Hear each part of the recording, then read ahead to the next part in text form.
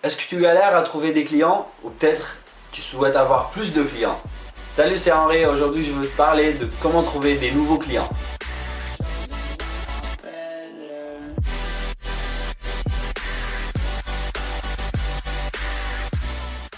L'une des plus grandes erreurs que à peu près tous les entrepreneurs et les commerciaux font, c'est qu'ils vendent toujours au top des 3% de leur pyramide de clients. Peut-être tu te demandes alors c'est quoi la pyramide des clients? Je veux t'expliquer tout de suite. Imagine une grande pyramide qui représente vraiment la totalité de ton marché ou de ta niche.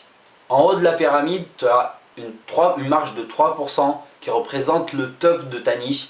Ils sont des clients qui sont prêts à acheter, qui sortent leur portefeuille et qui payent sur place. Les statistiques et les études montrent qu'à peu près 3% d'un marché est activement à la recherche d'un produit ou d'un service. L'erreur que font tous les entrepreneurs et la plupart des commerciaux, c'est qu'ils essayent de vendre qu'à ces 3% là, ils ignorent tout le reste du 97%.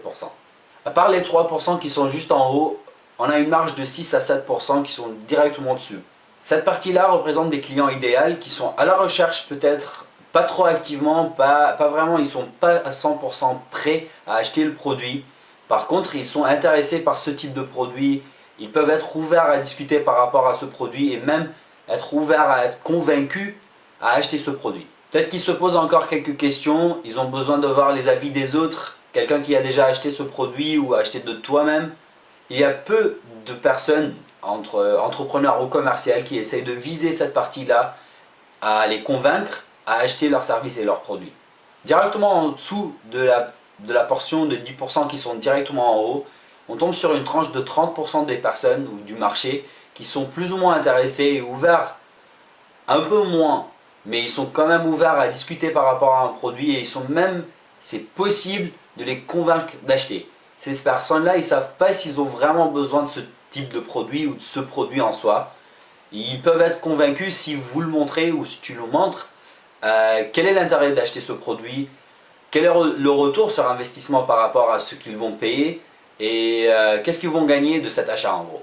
Cette partie elle est hyper intéressante parce que c'est une grande tranche qui est intéressée par ton produit ou ton service. Par contre, ils ne le savent pas encore ou ils ne sont pas encore à 100% convaincus qu'ils l'ont besoin. Donc si tu les vises, c'est toi qui es gagnant. En dessous de cette tranche de 30%, il y a une autre tranche de 30% qui représente les gens qui ne sont pas hyper intéressés par ton service ou ton produit. Ces gens-là, ils ont un avis neutre, entre guillemets, ils ne sont pas positifs ni négatifs par rapport à ce produit. C'est juste que ce produit ne leur intéresse pas forcément directement ou ils ne trouvent pas aucun intérêt à utiliser ce type de produit. C'est possible de les convaincre, mais c'est une démarche qui prend énormément de temps et c'est pour cela qu'il y a plein de commerciaux et des entrepreneurs qui lâchent ce type de clients parce qu'ils pensent que ça ne vaut pas le coup de perdre du temps à convaincre quelqu'un qui n'est pas intéressé vraiment par le produit ou par le service. Et enfin, tout en bas de la pyramide, 30% des personnes qui ne sont pas du tout intéressées par ton service ou ton produit pour des simples raisons qu'ils n'ont pas confiance en toi, qu'ils ont d'autres personnes qui travaillent avec eux ou qui simplement ils ne sont pas intéressés par ce type de produit. Laissez-moi vous donner un petit exemple pour illustrer ce que je viens de dire. Dans ma dernière vidéo, j'ai parlé de 8 idées pour gagner de l'argent. Si vous n'avez pas encore regardé, n'hésitez pas à le voir. L'une parmi ces idées, c'était de développer des sites web. Prenons alors cet exemple de développeur web pour vous montrer à quoi ressemble chaque partie du pyramide. Tout en haut, les 3% représentent les gens qui sont déjà à la recherche d'un développeur ou d'un codeur pour leur faire leur site web. Ou peut-être qu'ils sont sur WordPress ou Wix ou autre plateforme pour qu'ils créent leur propre site. Ces personnes-là sont ouvertes et sont prêts à acheter dès qu'ils sont convaincus avec votre service ou à votre expertise de créer un site web et ils sont prêts vraiment à sortir leur carte bancaire et payer directement sur place. La tranche de 6 à 7%, c'est la tranche qui sont en train de réfléchir s'ils codent avec un codeur expert, s'ils prennent une agence, s'ils prennent un freelance tout simple. Ils ne savent pas qu'est-ce qu'ils mettent dans leur site, ils ne savent pas encore, ils n'ont pas un cahier de charge, disons, bien fixe par rapport à ce qu'ils vont acheter. Ils ont l'idée de créer un site, ils sont ouverts à discuter par rapport à ça, ils sont ouverts à accepter l'idée que ce sera vous qui va leur faire leur site, mais ils n'ont pas encore pris la décision. Peut-être qu'ils sont tout simplement à la recherche de la meilleure qualité-prix qu'ils peuvent avoir sur le marché. La troisième tranche, la première tranche de 30%, effectivement, C'est les gens qui ne savent pas encore quel intérêt il aura un site web pour leur business ou pour leur image de marque ou peu importe.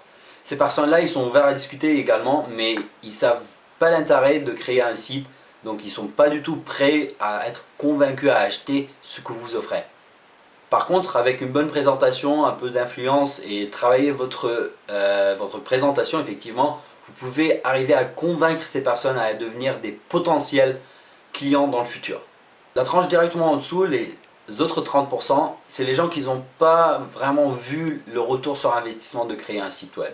Ils n'ont pas un intérêt direct à créer un site. Ils ne voient pas le retour sur investissement de créer ou de payer un site web. Peut-être qu'ils pensent à créer leur propre site s'ils ne vont jamais le faire parce que c'est un peu en mode gratos et ils n'ont pas nécessairement envie de dépenser de l'argent pour créer le site. En dessous, comme on l'a déjà mentionné, les personnes qui ne sont pas du tout intéressées, les 30% qui ne sont pas du tout intéressés par créer un site web, peut-être tout simplement parce qu'ils ont déjà un site web, ou peut-être parce qu'ils travaillent avec quelqu'un d'autre, ou peut-être parce qu'ils n'ont aucun intérêt ou ils ne voient aucun intérêt à travailler ou à créer un site, ou même ils n'ont pas l'envie de travailler avec vous personnellement.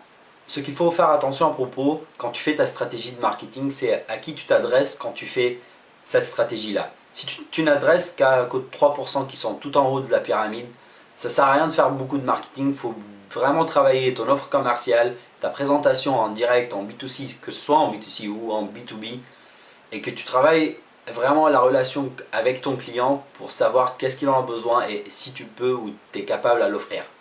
Par contre, si tu vas vraiment viser les 97% qui restent, il faut vraiment travailler une stratégie de marketing sur le long terme. Donc voilà comment faire pour ne pas ignorer les 97% qui restent sur la pyramide. Dès que tu dépasses les 3% qui sont directement à la recherche de ce produit-là, tu es déjà sorti du fait de travailler le sales ou le commercial et tu entres dans une stratégie vraiment du marketing pur. C'est là l'erreur que tous les commerciaux ils le font ou les grandes entreprises le font. Ils ne voient pas le retour sur investissement directement dans leur stratégie. Donc comment faire pour éviter cette erreur? Tout simplement, c'est de lui donner un petit goût ou un petit morceau du gâteau pour qu'il goûte et pour qu'il sache s'il en a besoin. Pour donner un exemple vraiment pratique, je vais rebondir sur l'exemple que j'ai donné tout à l'heure par rapport aux développeurs. Par exemple, une stratégie de marketing sera de créer par exemple des tutoriels sur YouTube ou sur Instagram, Facebook, peu importe, sur les réseaux sociaux en gros, ou même créer un blog par rapport à ça. Et les tutoriels seront pour aider les gens à créer leur propre site sur WordPress, sur Wix ou sur autre plateforme. Vraiment donner des petits conseils ici par là pour que les personnes qui souhaitent vraiment faire le truc en gratuit seront capables. Par contre, ces personnes-là, quand ils ont besoin de créer quelque chose de vraiment professionnel, ils vont retourner vers toi pour que tu seras la personne qui fera leur site web parce qu'ils ont confiance que tes conseils étaient vraiment top et étaient vraiment professionnels et qu'ils peuvent compter sur toi pour faire le travail. En plus, les autres personnes qui ne te connaissent pas encore, ils vont rechercher sur Google pour des blogs ou pour des vidéos, ils vont tomber sur tes trucs et ils vont voir que ça fait 1, 2 ou 3 ans que tu fais des tutoriels sur YouTube ou tu fais des blogs et ils vont croire que tu as assez d'expérience pour créer un truc ou un site vraiment professionnel. Donc de cette façon, tu seras capable à fidéliser une partie des 97 ou même disons 67 si on va ignorer les 30% qui sont tout en bas parce que c'est presque impossible qu'ils sont convaincus.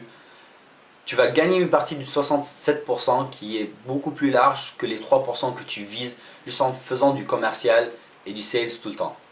Voilà mes petits conseils pour attirer vos premiers clients ou peut-être attirer beaucoup plus de clients et travailler votre stratégie de marketing. Si vous avez aimé la vidéo, n'hésitez pas à partager. Laissez des commentaires par rapport à ce que vous voulez voir comme vidéo dans les prochains épisodes.